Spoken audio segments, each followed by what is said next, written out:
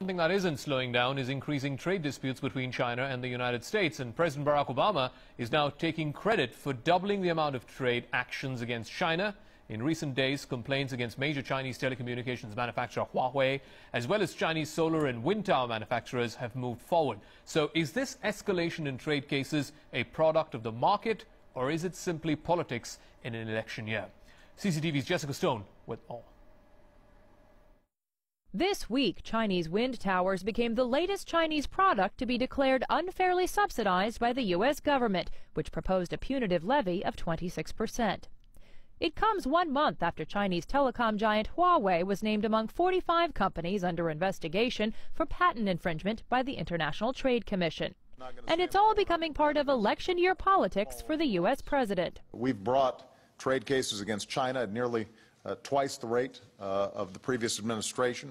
U.S. trade cases against China are definitely on the rise. Chinese companies represent 40% of the cases of anti-dumping and unfair subsidies at the U.S. Department of Commerce, and they're also frequent targets of patent infringement investigations. Tom Schomburg represents Chinese companies at the International Trade Commission. It's not because of any governmental interest in more vigorous enforcement of intellectual property. These are privately initiated investigations. In the case of Huawei, the company bringing the complaint doesn't actually make anything, instead buying patents for the purposes of enforcing them. It has given rise to corresponding vigilance for intellectual property in the U.S. Chinese companies are responding. Just last month, 4 Chinese solar panel makers formed an alliance to fight a U.S. anti-dumping investigation. And Tom Schomburg says it won't be long before Chinese companies themselves won't just be subject to these investigations, but launching them.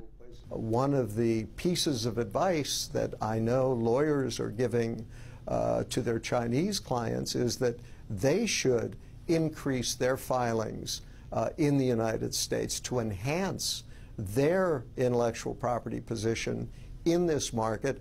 Jessica Stone, CCTV, Washington.